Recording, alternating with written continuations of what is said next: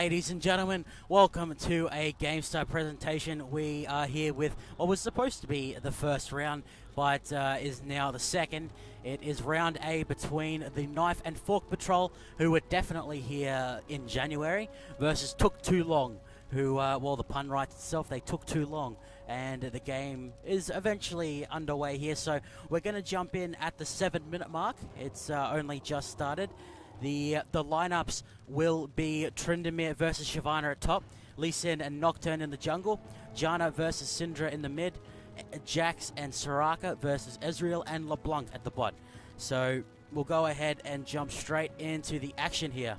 So we can see the Took Too Long are on the left-hand side. They were a team of players who all turned up and, well, they formed a team here on the day. So they're working together for the first time here, whereas Knife and Fork Patrol will have a little bit more experience with each other. Shout out to Vexatious, who was in the Twitch chat earlier on, now playing himself. So representing these two teams here, we have Took Too Long as the blue side. Flong Dang will be the Soraka. Joining him is Flong Dong on the Lee Sin, and Army Man Pones as the Jax at the bot. We have Michelangelo 14 as a Trondamo at the top, who looks like he's not doing the best against the Shyvana, and Shaman of High as the Janna in the mid, with some very strong lane control, already picking up the Forbidden Idol, which turns into Morello Nomicon. And representing Team Knife and Fork Patrol, to my knowledge, the second showing at Respawn, we have Aeolus on the Nocturne, which excites me because Nocturne is my favorite champ. I am eager to see how the Feral Flare works with him. We have Poles as the Ezreal. He is joined by Young Neil on the LeBlanc, who is, of course, over here. We have Vexatious as the Ice Strike Shyvana at the top, and Rhinoceros, or Ryansaurus. Yeah, it is Rhinoceros on the Syndra in the mid. So these comps are pretty interesting, really. There's a lot of late game potential on the side. Actually, we might jump back there and see exactly what happens to the bot. There's a lot of late game potential on the side of Took Too Long because they have hyper carries like Trynd and Jax, and then they have Soraka and Janna for some really strong wall protection. But yeah, when they do stuff like that, die to the LeBlanc, as Army Man Poon's going to try and turn it into a 1-for-1. Gets the Ignite off onto the right LeBlanc, but Pole's just going to wave his hand in the general direction of poor Jackson, and will end up taking him down. So 5-for-1 thus far in the game. Knife and Fork Patrol are looking poised to take this one. The winner of this round will go against Korean Barbecue ASAT in the round C, which is the next game slated to be casted. As up the top lane, we have Vexatious going under the tower, doing a lot of damage to Michelangelo, or Michelangelo. Oh no, it is low with the 14. And Ignite will force Vexatious to take a tower shot and back up. Michelangelo will escape from that one, but like we said, his CS is looking very bad. Tryndamere does scale harder than Shyvana as far as single target damage goes, but Shyvana able to jump in and just do a lot of AoE magic damage while auto-attacking strongly as well. It's not a good thing that she's this far ahead. So Jackson Lee and Tryndamere very strong later on, but they need items to do that, and they're not going to get it with how little CS they've got. As in the mid lane, the gank will go off on Syndra here. Dark Orb will be placed down, but Paranoia comes in from the Nocturne. Both of their ultimates together are too much burst to deal with, and the Wriggles will pick itself up I guess not a stack, because it needs to be Feral Flare to stack off of kills.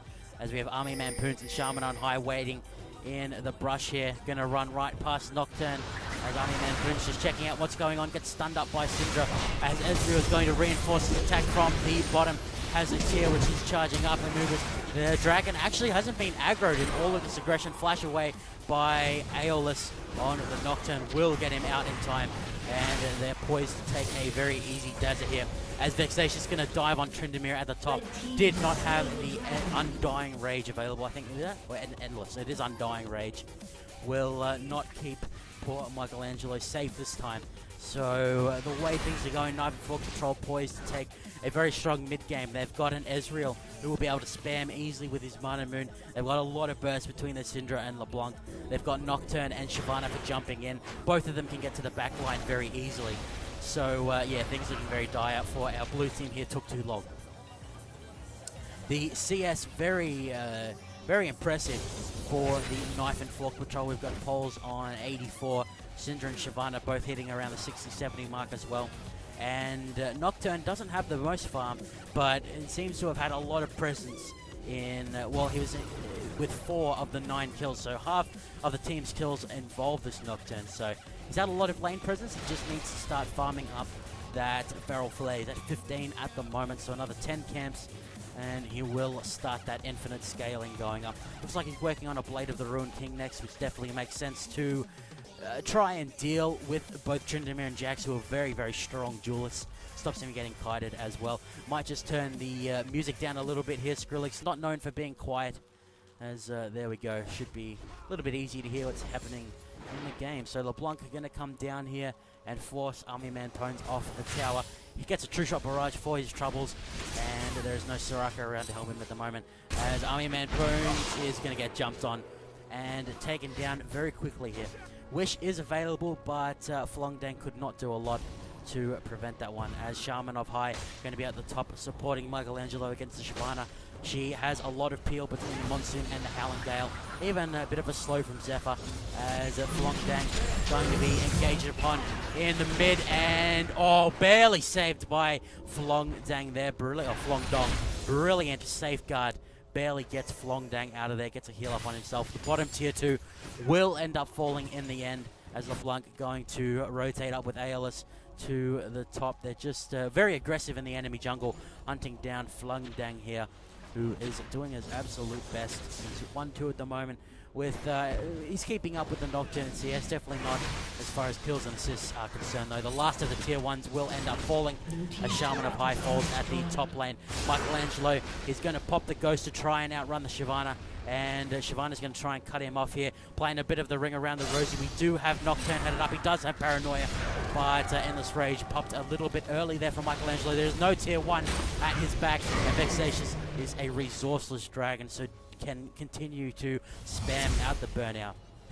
Flongdang clearing in the mid lane here with the Star Call, as is actually a level going between the Infuse and the Astral Blessing, which have very cool new icons here.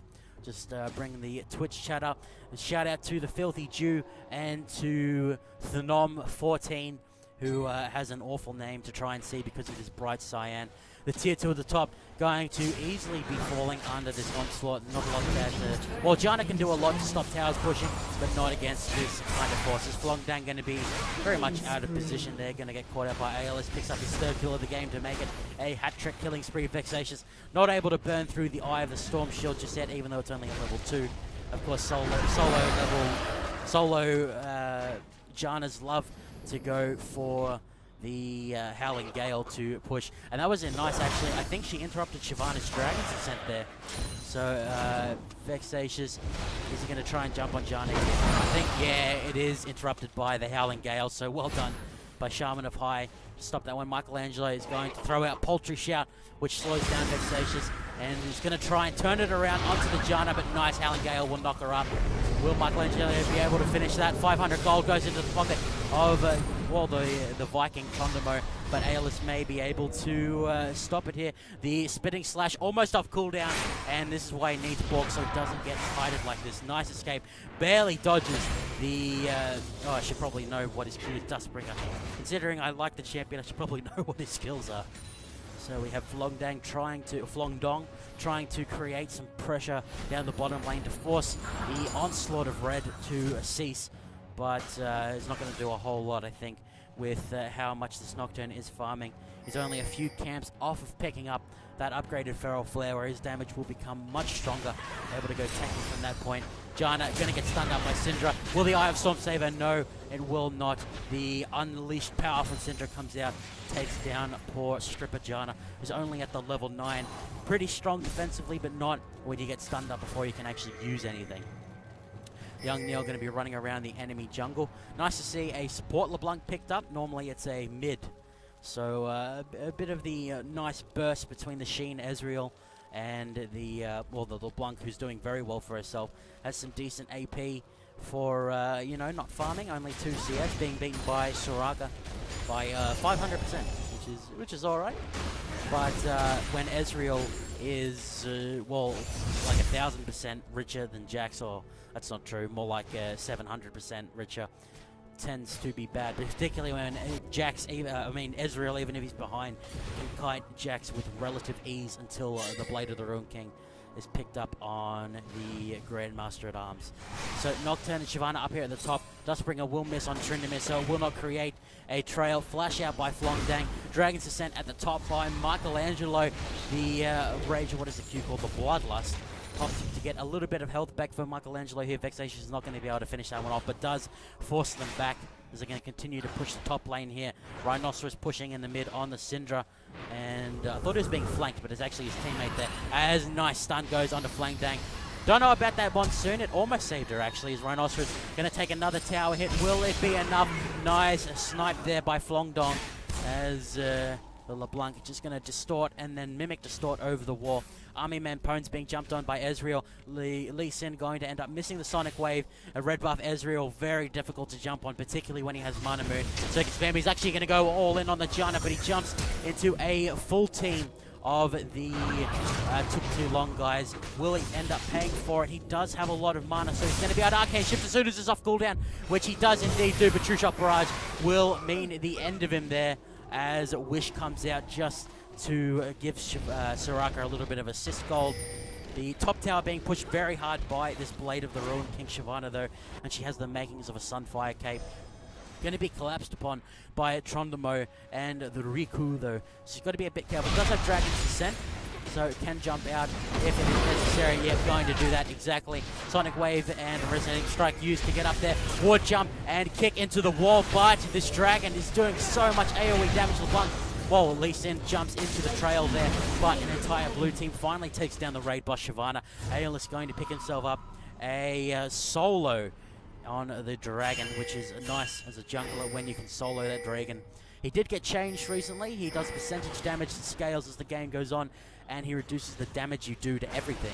So it can be more difficult to solo him. If you're attack speed focused, it can be a bit easier though. So the mid tier 2 will go down. Every structure outside the base, it took too long, will now fall. Another shout out to the Nom14, who is saying what's up, and if he continues that, we'll have to ban him out. As yeah, so LeBlanc not going to end up going back. There is a lot of gold in this young Neil's pocket, 1440. As he could go for some CDR for himself, some mana regen.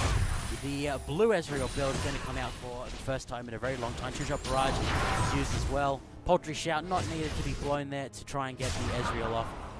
As Monsoon used by Shaman of High will not get interrupted by the stun, but it hits the backside of Tryndamere and Soraka. Soraka, of course, missing the passive that gave magic resist, so she's not able to stand up to Soraka at this point.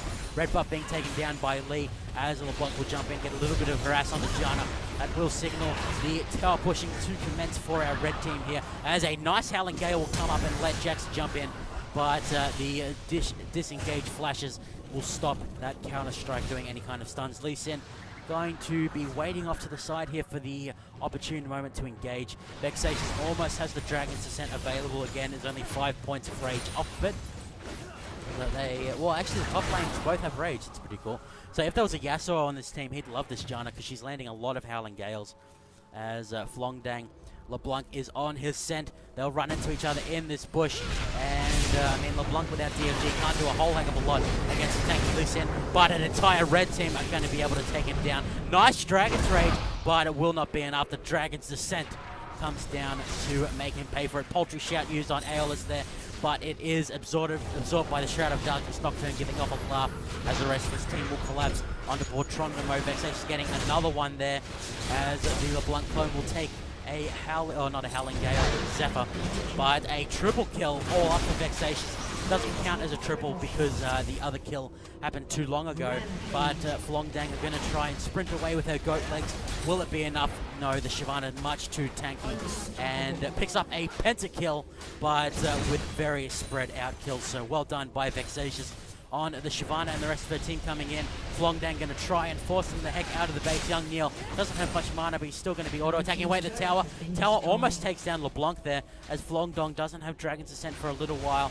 Can he slow down with the crippling strike the vexatious Shyvana? She's so difficult to try and take down with the perseverance and the defensive tree keeping her topped up. Michelangelo will be doing another spinning slash. Doesn't get the crit off, and Wish will enable that. He survives. Dragon's Ascent does enough burst to stop, and Vexatious still running away. Last auto attack from the Storm's Fury will end the rampage of that dragon, but holy moly, did she cause some damage there. She's sitting on 2,600 gold, almost enough for a Banshees or a Spirit Visage should she choose to go for them. And we do indeed see DFG being picked up by Young Neil on the LeBlanc here. So, red team looking very strong. The Knife and Fork Patrol looks like they will go against the Korean Barbecue Team A. I think it was. Hang on, let's do double check. Korean Barbecue A set will be versing the winner of this match, which looks to be Knife and Fork Patrol doing very well on the red team. As Jax is going to go for the static shift, try and get a little bit more lane pushing. Will give him some nice movement speed. Well, the Avarice Blade helps with a bit of income, particularly when it's hard for him to farm. He's managed to find an avenue at the top. But for how long is the question, as Syndra going to throw out the Unleashed Power onto Janna, but there were not enough orbs on the ground. Distortion into the wall by Young Neil, don't worry, we didn't see it. Nice stun onto the Jax there. Ezreal going to be able to kite this Trondamo for days, and actually takes him down before the Undying Rage can be used.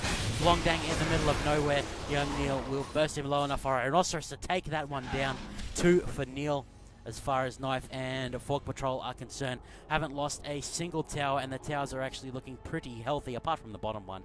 So, yeah, they've definitely got a hand on this hand. They could go for the Bazza if they decided, but looks as though the Unit is the name of the game for them.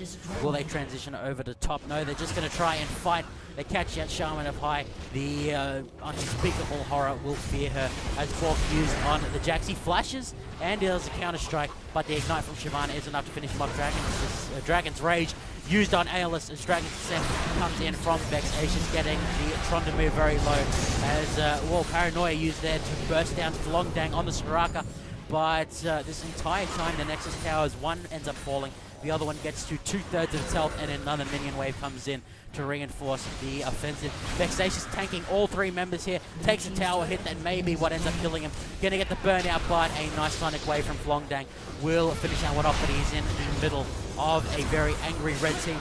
As well, they're actually starting to fall lower and lower. Shaman of High out healing the damage of the blue Ezreal, which needs a little bit more time before it gets going. Shaman of High takes down Syndra as Rhinoceros takes down the Janna. Arcane Shift goes out from Poles, and he picks up the ace. Both Nexus Towers have fallen, and there is not a lot that the blue team could do at this point. Took too long.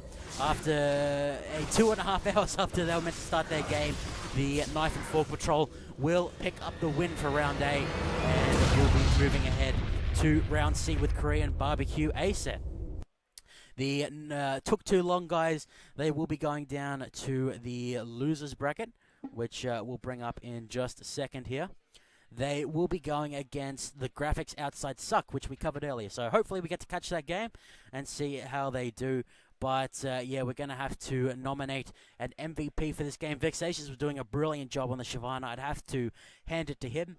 Even though we didn't get to see all of it, but he was destroying the Trondamo in the farm, which you would expect, of course, because Shyvana, very strong lane bully. Tryndamere very weak early on. He needs time to scale up, and he just never got it. So well played by the Knife and Fork Patrol. We will be back soon to bring you them versus the Korean Barbecue A set. So stay tuned, ladies and gents.